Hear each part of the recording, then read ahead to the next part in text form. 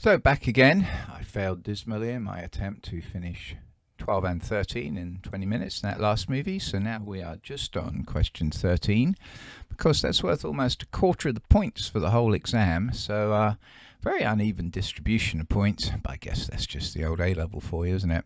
So anyway, so question 13, thermodynamics and kinetics into one blockbuster question. So new substance identified having beneficial effects. Who cares? Chemists need to devise an appropriate route to synthesize it. Need to consider many factors, including feasibility and rate of different routes. So many ways to identify feasibility, two methods: use of electrochemical data, calculation of Gibbs free energy. If delta G of the reaction is less than 0, it's feasible. And of course, if E or EMF of reaction is greater than 0, then it's feasible. Okay, so that's what we're looking at. So use the data to know whether the reaction is feasible, and they give us some enthalpy affinations, delta H values, and some electrode potentials. So let's consider those separately. Let's look first of all at the thermodynamic issues. So, given the delta S value here, given delta H is a formation, what can we do? And we're given the equation, of course. Well, if we're given delta H is a formation, we can get delta H of the reaction, and we can combine that with delta S to determine delta G. And then, as I said on the last slide, if delta G is less than 0, then the reaction is feasible. I prefer the older word spontaneous, but I'm not going to harp on that. So anyway, how do we go from heats of formation to delta H? We say that the delta H, the overall enthalpy change, is where you take the heats of formation of the reactants and you make those negative, and take the heats of formation of the products and make those positive, and you just subtract the reactants from the products. So, an equation we've got, there are our reactants are in orange, our products are in green. As far as the reactants are concerned, 813 negative for potassium permanganate, minus 188 for peroxide, and so on. You can read just as well as I can. Notice the oxygen 0, because the heat of formation of an element in its natural state, in its standard state, is 0. Now, very, very important, as I trust your instructors have harped on and hammered into you, is that heats of formation are per mole.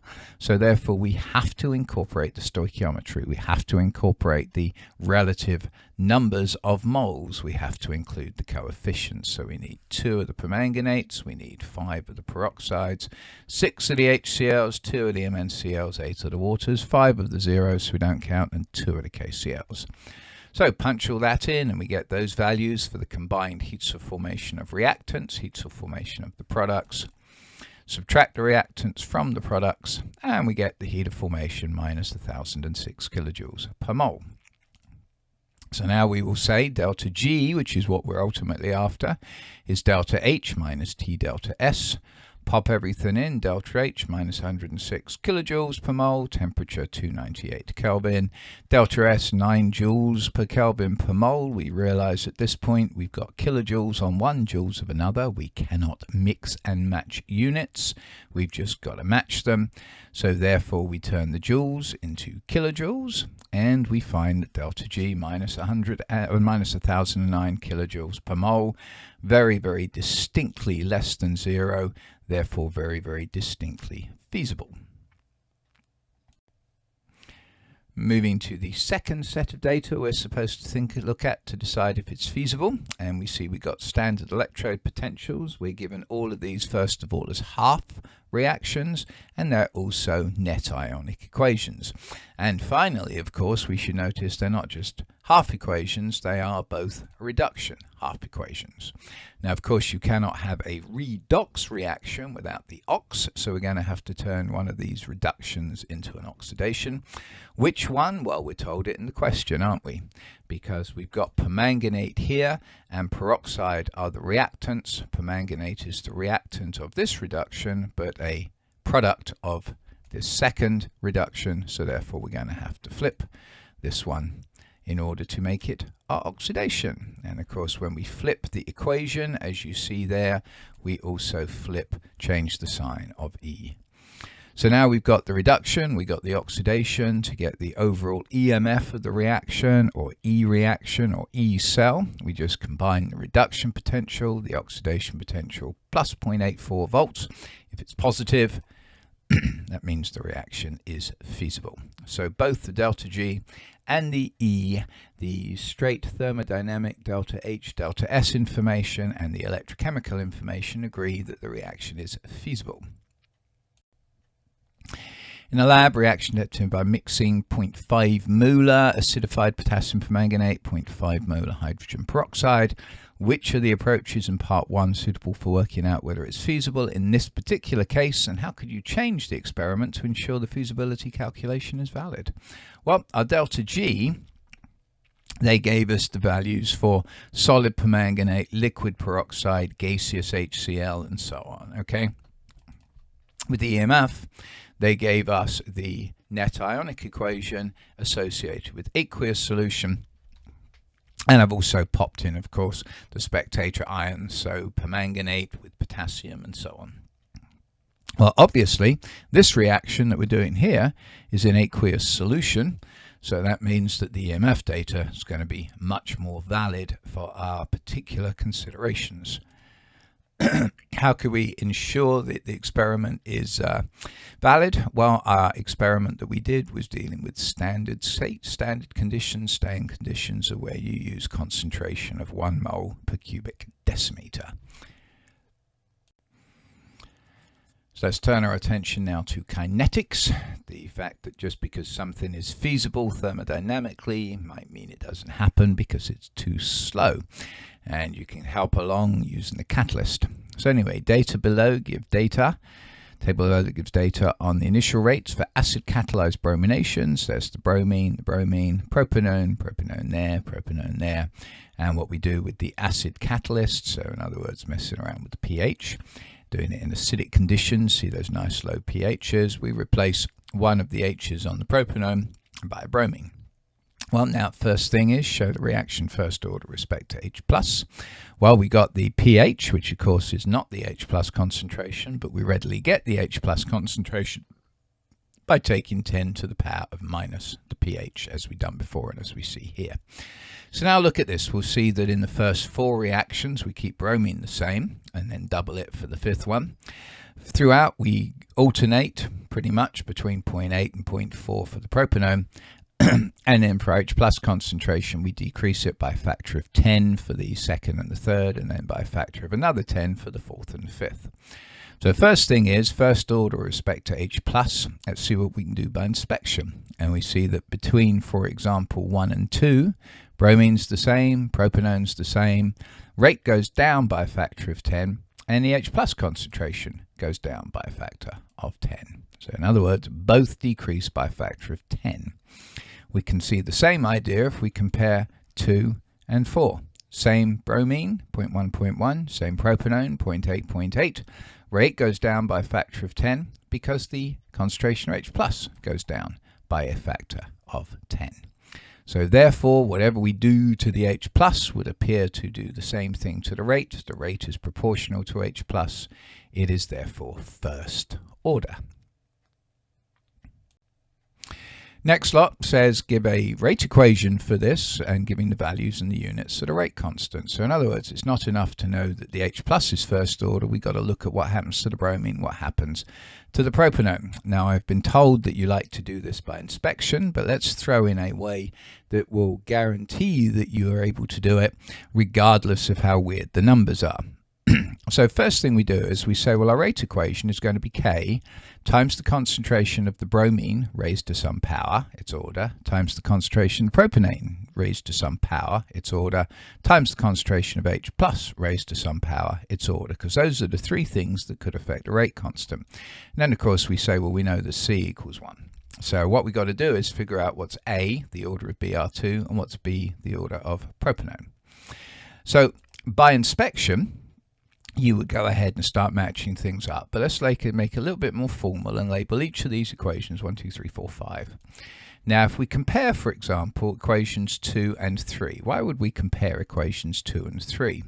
Well, you'd say you got one 0.1 and 0.1 for the bromines. You've got the same concentration of H+, so the only thing that changes is the propanone, and that changes the rate. And you might be able to do that in your head. How does changing the propanone change the rates? But let's pretend that you're not. Let's pretend you're taking this in an exam when you're nervous as all gets out. So what we do is we substitute in the data into the rate equation. So for equation 2, the rate is 1.36 times 10 to the minus 4. There are 1.36 times 10 to the minus 4 equals K times the concentration of bromine, well that's 0.1 to the power of A, times the concentration of propanone, well that's 0.8 raised to the power of B, times the concentration of H+, that's 0.1 raised to the power of 1, because we know that's it. Let's do the same for equation 3. Throw in the same data, right? There's the rate, 6.8 times 10 to the minus 5, 0.1 for the Br2, 0.4 for the propanone, 0.1 for the H+. Now, K is the same in both of these equations, A is the same, little b is the same. So if we combine them and we divide through, and I always like to do the larger by the smaller, so 0.8 is bigger than 0.4. Okay, so we get 1.36 times 10 to the minus 4 over 6.8 times 10 to the minus 5. And we've got K, 0.1, 0.8, 0.1, K down here, 0.1, 0.4, 0.1 raised to the proper powers. Then we can cancel out the K's, cancel out 0.1 to the power of A's, we can cancel out the 0.1 raised to the power of 1, and we're left with the left-hand side becomes 2, and the right-hand side becomes 2 to the power of B.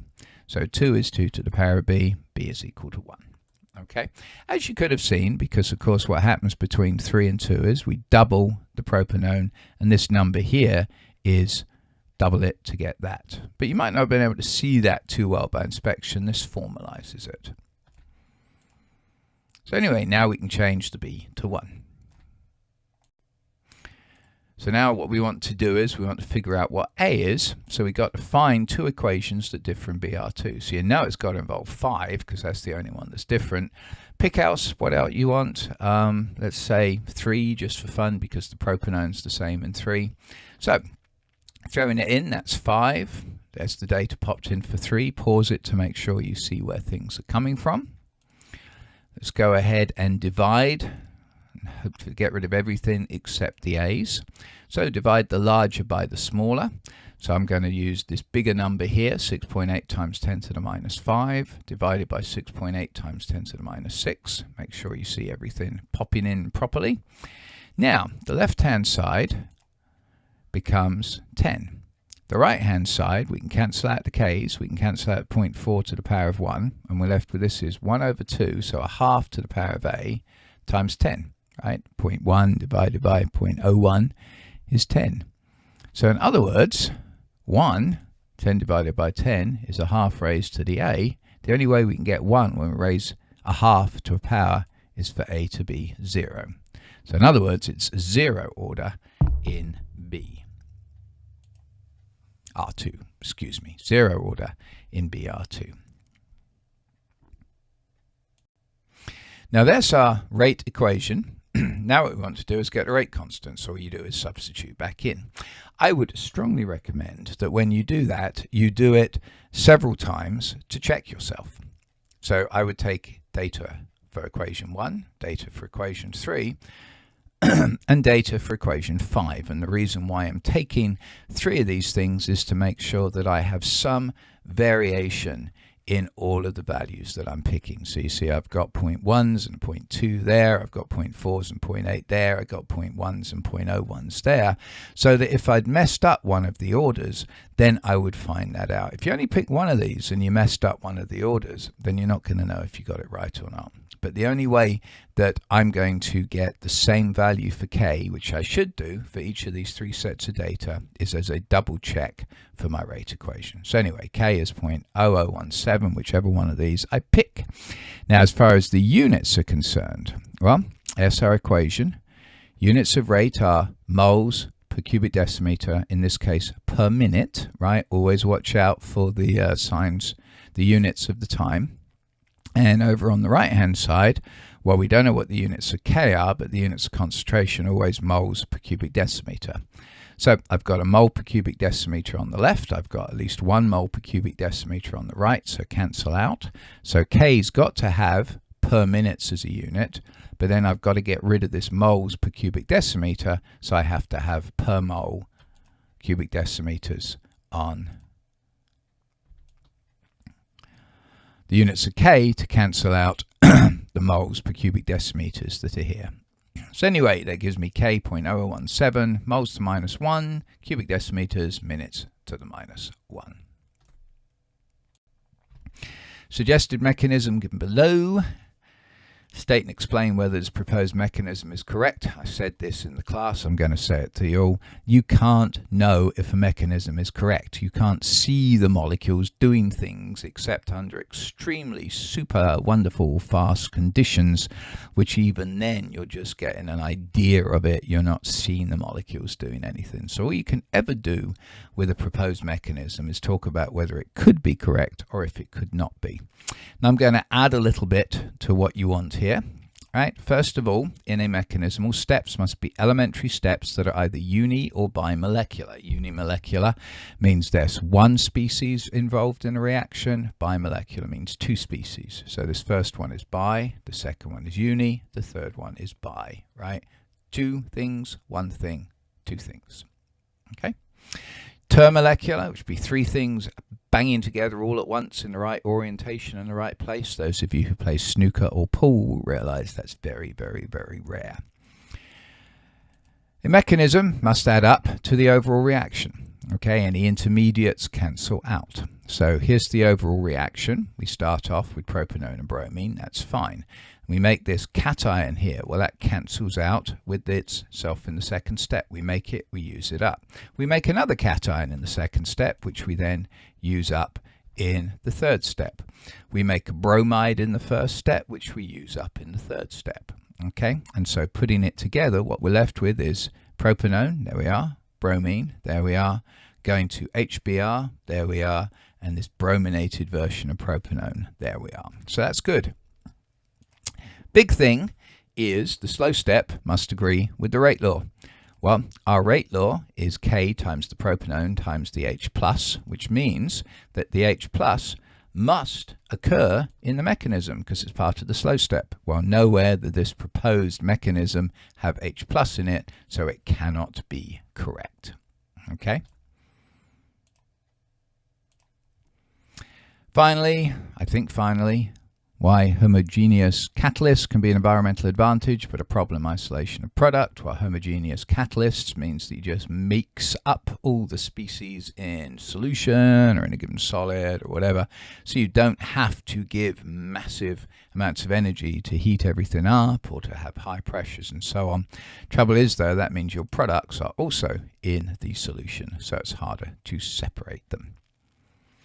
Well, I hope you enjoyed our little long work-throughs. Quite a lot of stuff here. Hope they're useful for you. Do let me know if they're useful and if you'd like me to do anything else associated with this. And good luck on your exam when you take it.